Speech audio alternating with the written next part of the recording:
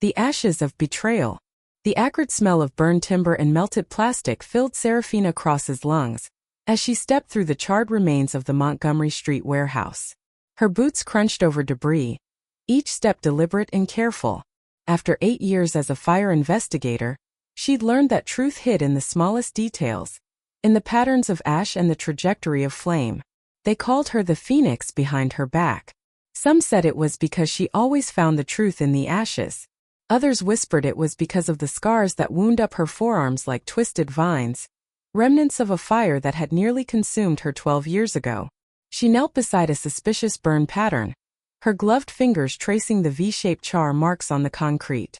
Accelerant. Definitely arson. Her jaw tightened. 3 warehouses in 2 months, all connected to the same parent company.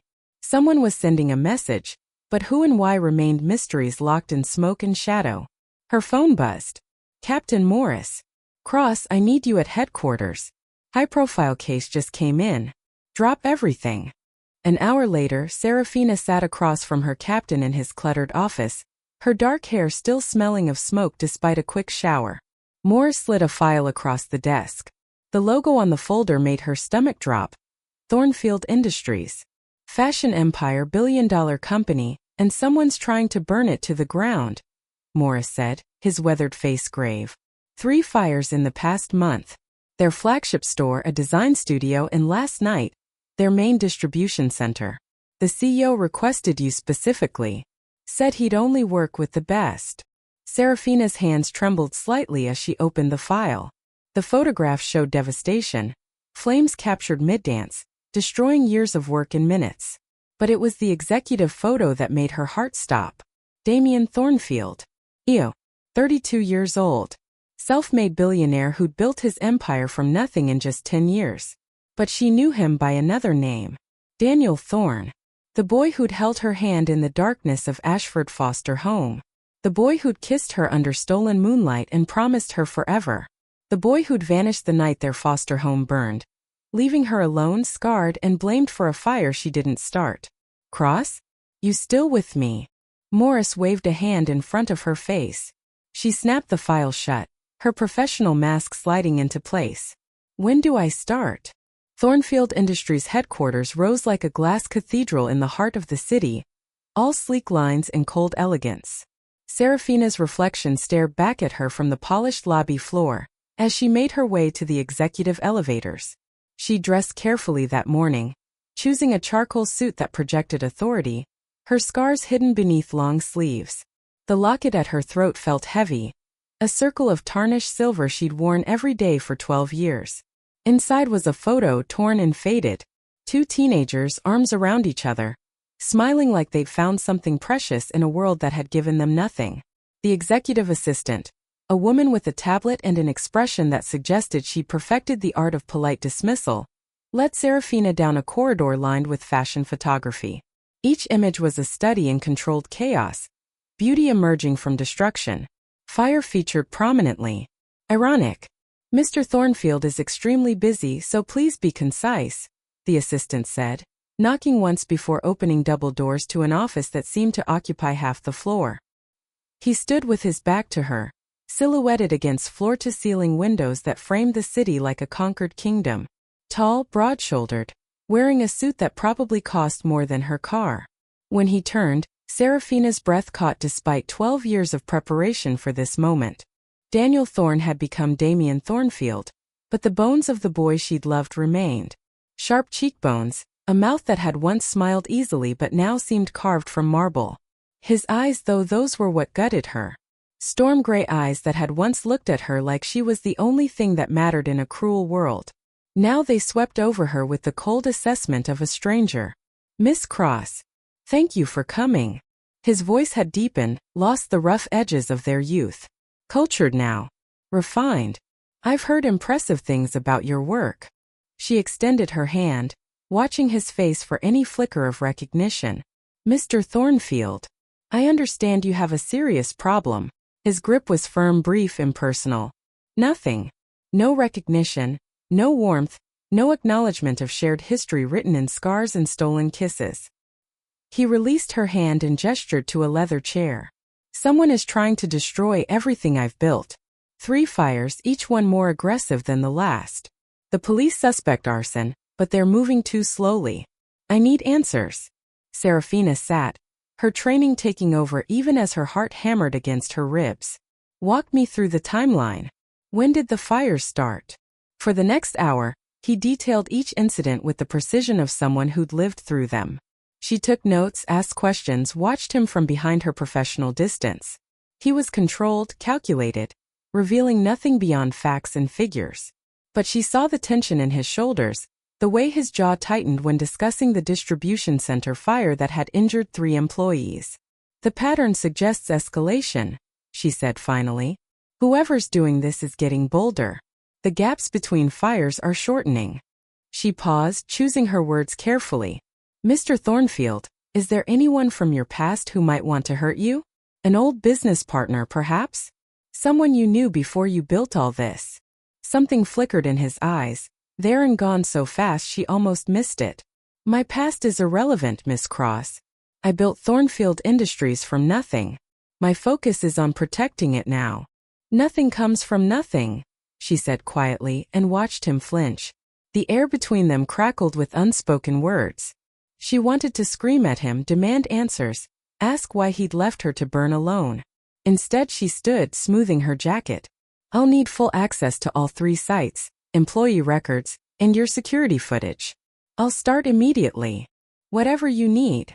He reached for a business card, scrawled something on the back. My private number. Call anytime, day or night. This is my priority.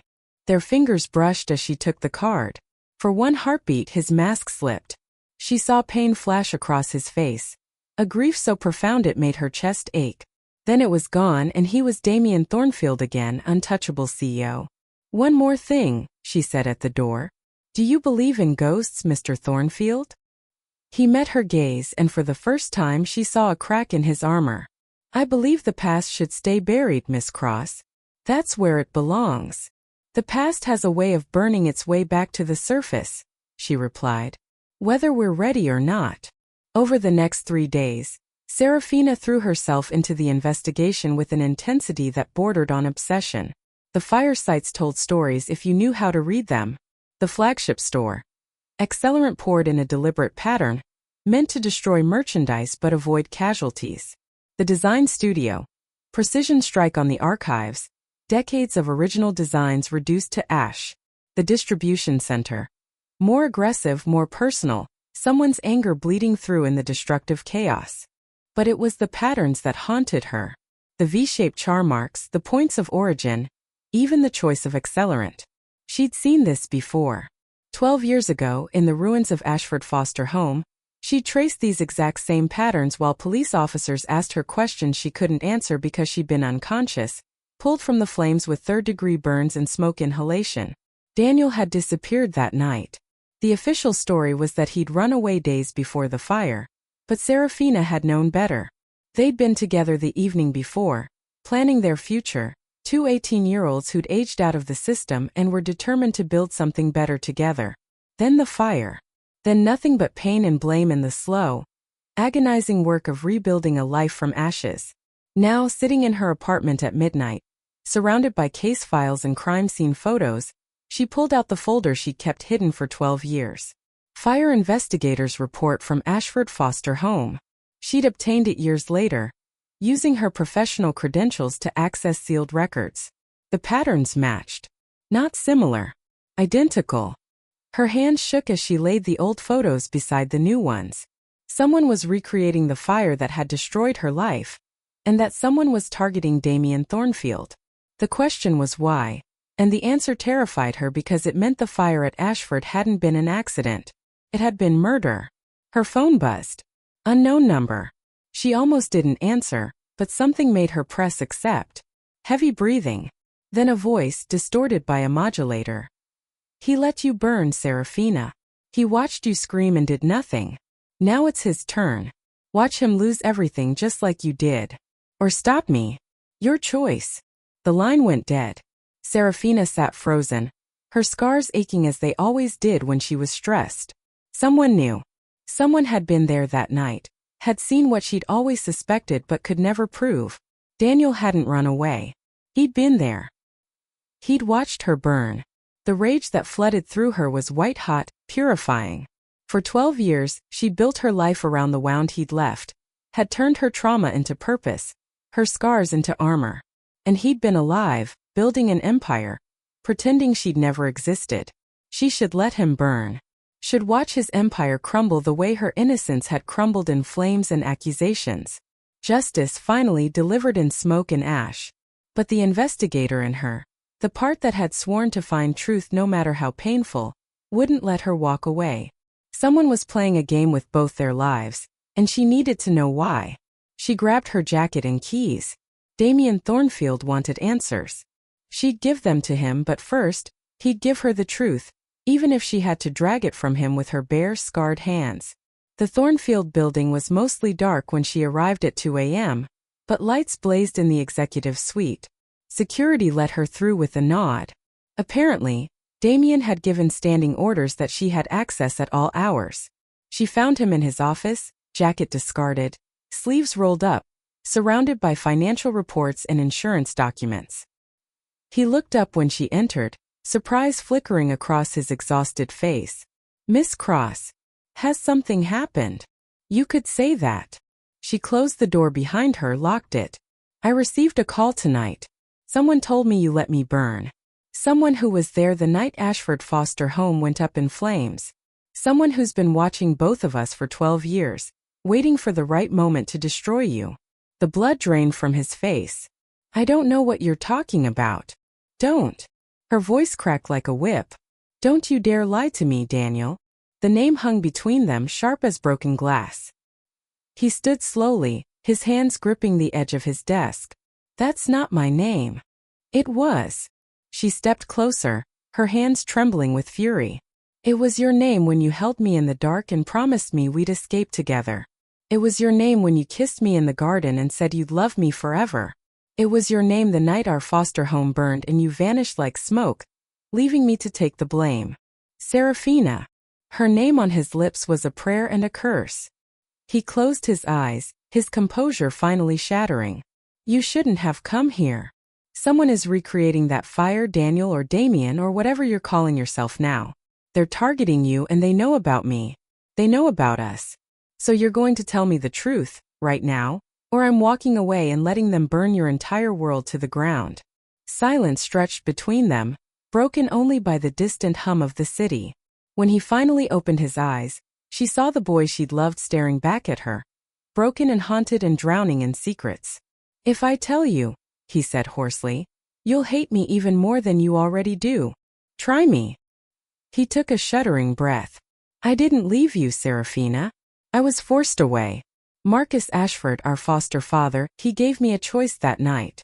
Leave and never come back or stay and watch him kill you. He had a knife to your throat while you slept. He said if I didn't disappear, if I ever tried to contact you, he'd make sure you died screaming."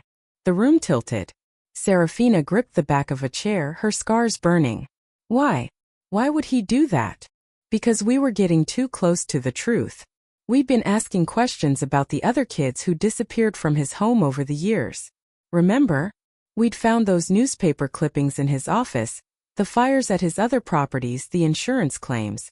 We were 18, scared, and stupid enough to think we could expose him." Memory crashed over her in waves. The night before the fire, she and Daniel had broken into Ashford's office. They'd found files, photographs, evidence of a pattern spanning decades. Foster children placed in his homes, fires that destroyed records, insurance payouts. They'd been so excited, so sure they could finally bring him down. "So he set the fire," she whispered. "He burned his own home to destroy the evidence and get rid of us. He set the fire and I ran like a coward, believing I was saving you. I didn't know he'd frame you for it. I didn't know he'd leave you there to burn." Tears tracked down Damien's face, silver in the dim light. "By the time I found out, you were in the hospital and I couldn't go back. He'd made it clear. If I showed my face, you'd die. So I stayed away. I changed my name, built this empire, and spent every day of the last 12 years trying to find a way to destroy Marcus Ashford without putting you in danger again." Serafina's legs gave out. She sank into the chair, her mind reeling. Marcus Ashford. Where is he now? Damien's expression hardened into something cold and deadly. He's my silent business partner. 50% of Thornfield Industries belongs to him. Bought with blood money from insurance fraud and dead children. I've been embezzling from him for years, building a case, waiting for the right moment to expose everything and watch him burn the way you burned. And someone found out. Someone found out. He moved around the desk, knelt in front of her so they were eye level. This close, she could see the fine lines at the corners of his eyes, the silver beginning at his temples. 12 years of guilt had aged him. Serafina, I am so sorry. I made the wrong choice. I should have fought him, should have trusted that together we could have survived. Instead, I left you alone, and you paid the price for my cowardice. She looked at this man, this stranger wearing Daniel's face, and felt something crack open inside her. Rage and grief and a love she'd buried so deep she'd forgotten it could still breathe. I need proof. I need to know you're telling me the truth. I'll give you everything. Bank records, communications, the evidence I've been building. But Serafina, if the person setting these fires knows about Marcus, knows about our past, then they're more dangerous than either of us realized. They're not just trying to destroy my company. They're trying to force a confrontation. And you're caught in the middle. Her phone buzzed. A text from an unknown number. A photo attachment. Her stomach lurched. It showed a young woman, early 20s, tied to a chair in what looked like a warehouse. Familiar features, dark curls, terrified eyes. Lily. Her little foster sister. The girl who'd been placed in Ashford's home after Serafina left. The accompanying message was simple. You have 24 hours. Destroy the evidence against Marcus Ashford, or she burns like you should have. No police. No heroes. Just justice. Serafina's hand shook so badly she almost dropped the phone. Damien took it from her, his face going pale as he read the message. Who is she? My sister. The only family I have left. Serafina stood, her investigator's mind already working through scenarios. This isn't about revenge anymore. This is about tying up loose ends. Someone knows we're close to exposing Marcus, and they're eliminating witnesses. Then we give them what they want. I'll hand over everything to Marcus, take the fall for the embezzlement. Whatever it takes to keep you and Lily safe. She grabbed his face, forcing him to look at her. No. No more running. No more sacrifices. We end this together the way we should have 12 years ago. Serafina, he'll kill her. He'll kill you. Then we'd better be smarter than him. She pulled out her phone, began making calls. I have friends in the police department, contacts in fire investigation units across 3 states. We have 24 hours to build a trap so perfect that Marcus Ashford and whoever's helping him won't see it coming until the flames close in. Damien stood, hope and terror warring in his expression. You're sure about this? She touched the locket at her throat, felt the weight of their shared past. Someone once told me we faced the world together. I'm holding you to that promise, Daniel. He caught her hand, pressed it to his chest where his heart hammered against his ribs. I never stopped loving you. Every building I raised, every success I claimed, it was all for you. To be worthy of you. To give you the justice I stole from us. Then help me save Lily. Help me finish what we started. And when this is over, when Marcus is in prison and the ghosts are finally laid to rest, maybe we can figure out if there's anything left of what we were. There is, he said fiercely. I swear to you, Serafina, there is. Outside the windows, dawn began to break over the city, painting the sky in shades of gold and crimson. Fire colors. Phoenix colors. The colors of things that refused to stay buried. 24 hours. She'd spent 12 years building herself into someone strong enough to face this moment. Now it was time to rise from the ashes one final time, not alone, but with the boy who'd been torn from her side, with the man he'd become, with the love that had survived in secret, waiting for its chance to burn bright again. The game was set. The trap was laid. And Serafina Cross was done running from the flames. ## Part 2. Smoke and mirrors. The next 18 hours blurred into a frenzy of calculated chaos. Serafina's apartment became command central. Every surface covered with files, photographs, and maps. Damien sat across from her at the kitchen table. His tie loosened, exhaustion carving shadows under his eyes as they pieced together 12 years of Marcus Ashford's crimes. He's been careful, Damien said, spreading out bank statements. The money's been laundered through 16 different shell companies. Every fire he set, every insurance claim, it's all technically legal. He's a ghost on paper. Ghosts leave footprints if you know where to look. Serafina highlighted a pattern in the financial records. Every 6 months, like clockwork, a transfer to an offshore account. Same amount, same day. That's not business. That's payment. Payment for what? For silence. For complicity. She pulled up a police database on her laptop. Marcus didn't work alone. Someone helped him set those fires, helped him cover his tracks. A professional. They worked in tense silence, their hands occasionally brushing as they passed documents, each touch a reminder of what they'd lost, and what still simmered beneath the surface. Finally, around 3 a.m., Serafina leaned back, rubbing her burning eyes. "Tell me about the night you left," she said quietly. "Every detail." Damien's jaw tightened, but he didn't look away. "I woke up to him standing over your bed. He had a hunting knife, the kind he used to clean fish. The blade was against your throat, and you were sleeping so peacefully. I remember thinking how unfair it was that you looked so calm while my world was ending." "What did he say?" "He said, 'You think you're smart, boy? Think you can expose me and live? Here's how this goes. You leave tonight, change your name, disappear. Or I cut her throat, burn this place to the ground, and tell the cops she was the troubled one who couldn't handle being aged out of the system. Everyone knows she's got a temper. They'll believe me.'" Damien's voice cracked. "Then he showed me files, Serafina. Children who disappeared from his homes over 20 years. Fires that were never properly investigated. He'd been doing this since before we were born." Serafina's scars throbbed. "So you left." "I left. I grabbed nothing but my ID and the clothes on my back and I ran. I spent 3 days sleeping in bus stations before I found work under a fake name. I was in Chicago when I saw the news. Foster home fire. 1 girl critical condition, suspected arson. They showed your photo and I died inside." Tears spilled down his face. "I wanted to come back. Wanted to confess everything. But he sent me a message through a burner phone. She lived. Keep it that way. So I did. I worked 3 jobs, saved every penny, built a new identity. Daniel Thorne died in that fire."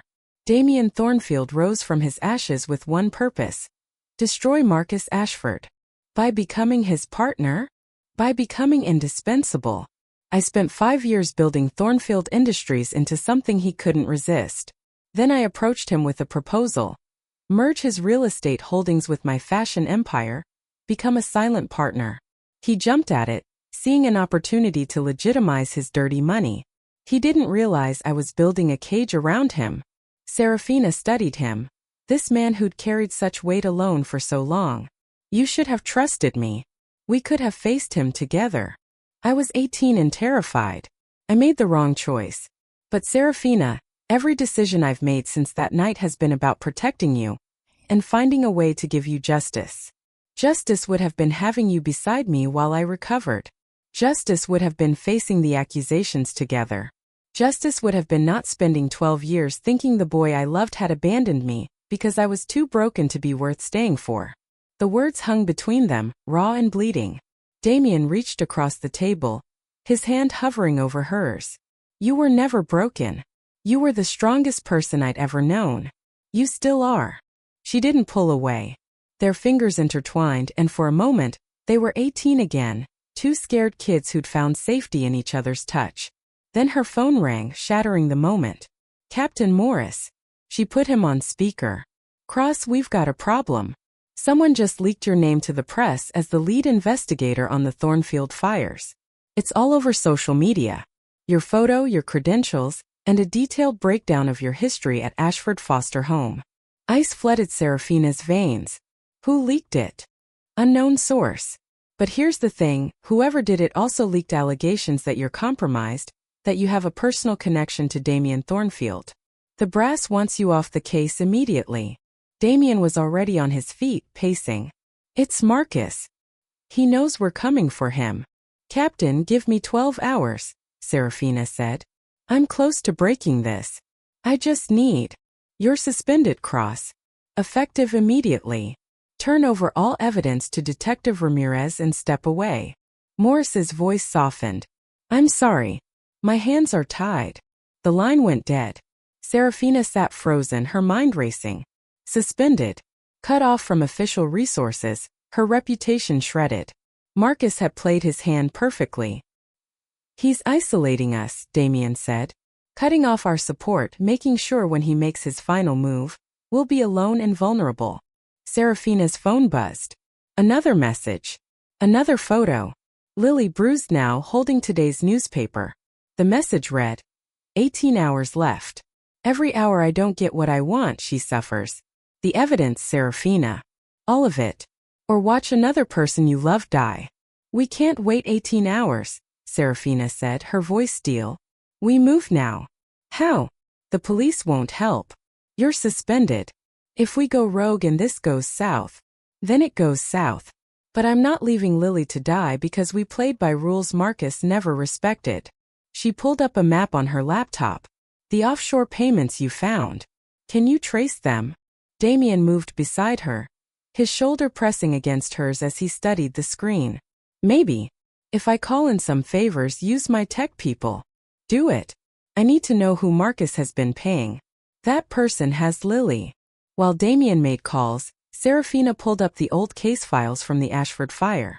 She'd read them 100 times, but now she looked with fresh eyes, seeing patterns she'd missed before. The fire had started in 3 places simultaneously. Professional. Precise.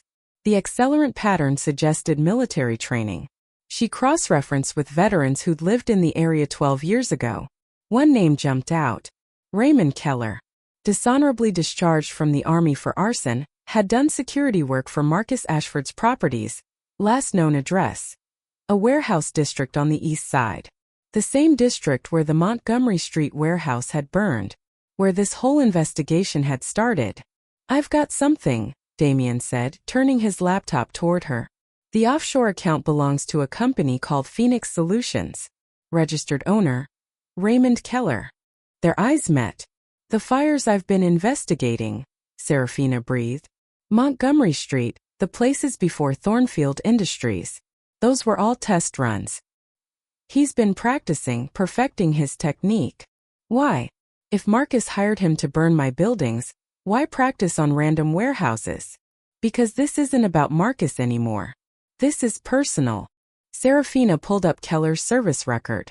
Raymond Keller served under Captain James Ashford, Marcus's younger brother, killed in action 15 years ago. Marcus was his beneficiary, used the life insurance to buy his first foster home. So Keller's loyal to the family. Or being blackmailed. Or both. She grabbed her jacket. Either way, he's our target. We find Keller, we find Lily. Serafina, this man is a trained killer who specializes in fire. Walking into his territory without backup is suicide. Then it's a good thing I know how to survive fire. She checked her weapon, a 9mm she'd kept from her day's training with the police academy. Are you coming or not? Damien grabbed his jacket. Try and stop me. They drove through the pre-dawn darkness, the city still sleeping, unaware of the war about to ignite in its heart. The warehouse district was a graveyard of rusted metal and broken dreams. Buildings abandoned when the economy collapsed, leaving perfect hunting grounds for predators. Keller's registered address was a 4-story structure. Its windows dark, its walls covered in graffiti. Serafina parked 2 blocks away, and they approached on foot, using the shadows for cover. There, Damien whispered, pointing to a flicker of light on the 3rd floor. Someone's inside. They found an unlocked service entrance, its door hanging crooked on broken hinges. The interior smelled of mildew and decay, but underneath something else. Gasoline. Fresh. He's preparing another fire, Serafina breathed.